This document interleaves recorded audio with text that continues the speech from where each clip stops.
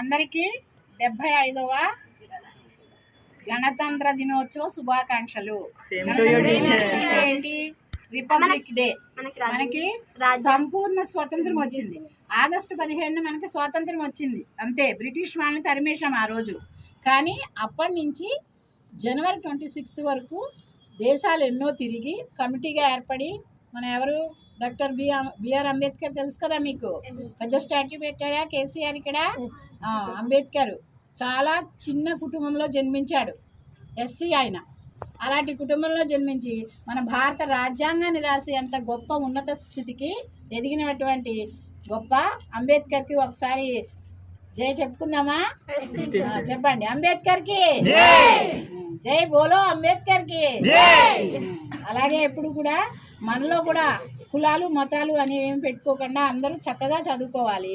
రాజ్యాంగం అంటే మీకు తెలుసు ఏంటి, మంది భారత రాజ్యాంగం ఎలాంటిదనుకుంటున్నారు? ప్రజాస్వామ్య రాజ్యం మంది.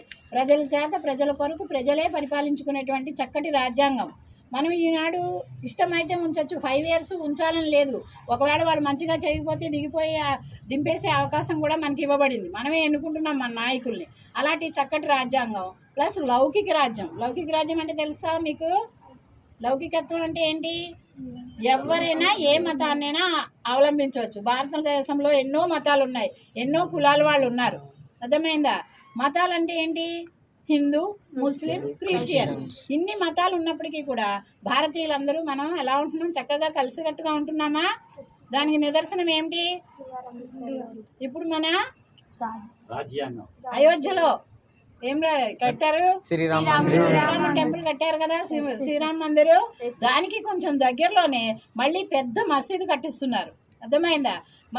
మనలో మనం కొట్లాడుకోవద్దు. హిందూ, ముస్లింలు, క్రిస్టియన్స్ అందరూ కూడా మనందరం కూడా ఒకటే, భారతీయులం మనందరం కూడాను.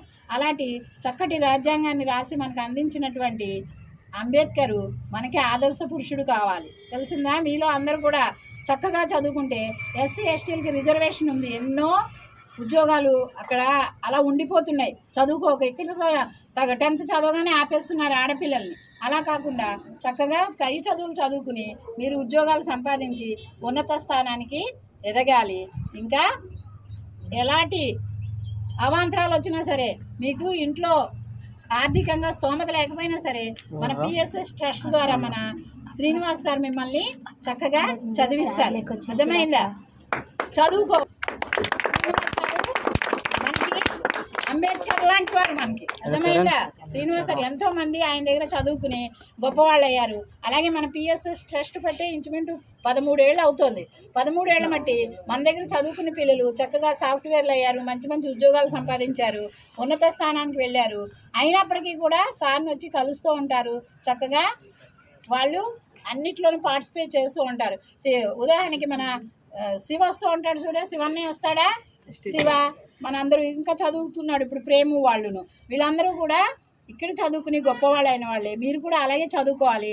మధ్యలో ఎవరు ఆపేయకండి. ఇంట్లో ఎన్నో అంటూ ఉంటారు, అన్నా సరే మాకు చాలా ఫుల్ సేఫ్టీ ఉంది, మేము అక్కడే చదువుకుంటామని చెప్పి ముఖ్యంగా ఆడపిల్లలు ఆగిపోతున్నారు. బాయ్స్ కొంచెమైనా వెళ్తున్నారు కానీ ఆడపిల్లలు అందరూ ఆగిపోతున్నారు. చక్కటి చదువులు. ఇక ఇంటర్మీడియట్ చదువుకుందామన్నా దానివల్ల ప్రయోజనం ఏమీ లేదు. ఇక్కడ మీకు అవకాశం ఉన్నా సరే ఇంటర్ ఏదో బొలారమే కదా అని ఇక్కడ చేర్చేస్తారు. ఇంటర్ వల్ల ఏం ప్రయోజనం లేదు. పాలిటెక్నిక్ చేసి చక్కగా మీరు బీటెక్ 2nd yearలోనే జాయిన్ అయిపోవచ్చు. బీటెక్ చేసినట్లయితే దీపక్ తెలుసా మీకు? దీపక్ వస్తుంది కదా ఇక్కడికి, మన బొలారం పిల్లే. ఇంకా ఆ తర్వాత దాని పేరు ఎవరు, ఒక లంబడి ఒడియప్ప అని దాని పేరు. అది వీళ్ళందరికీ కూడా 3rd yearలోనే వాళ్ళకి బేస్మెంట్ వచ్చేసింది, జాబ్స్ కూడా వచ్చేసాయి. అక్కడికి వెళ్తే మనకి ఎంతో రెస్పెక్ట్ మాట. ఎందుకంటే మన బొలారం నుంచి పిల్లలే మంచిగా చదువుతున్నారు చక్కగాను. ఇంకా మంచిగా చదివి ఒక దీప ఇంకా చాలామంది పిల్లలు ఉన్నారు. తల్లిదండ్రులకి చెప్పండి, మేము చదువుకుంటాం, మేము పాలిటెక్నిక్ చదువుతాము, ఇంజనీరింగ్ చేస్తాము, సార్ ద్వారానే చేస్తామని చెప్పి మీరు గట్టిగా చెప్పచ్చు. ఏం పర్వాలేదు. ఎందుకంటే మీకు బోల్డ్ మంది ఆదర్శం ఉన్నారు. చాలామంది చక్కగా చదువుకుని అభివృద్ధిలోకి వచ్చిన వాళ్ళు. అర్థమైందా?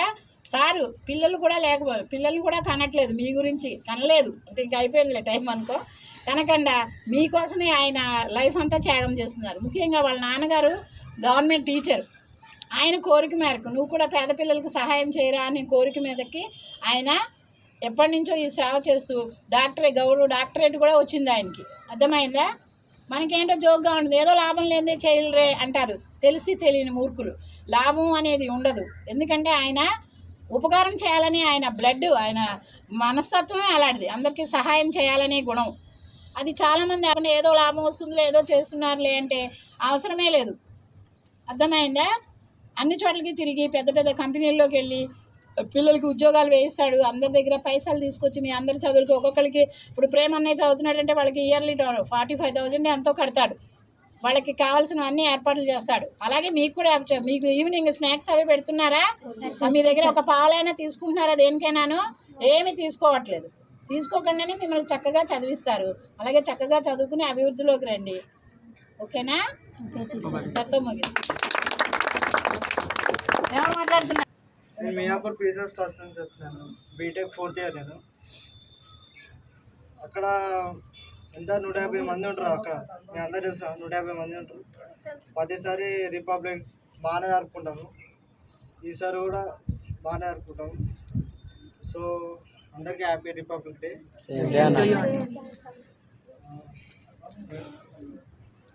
చెప్తావా? ఓకే.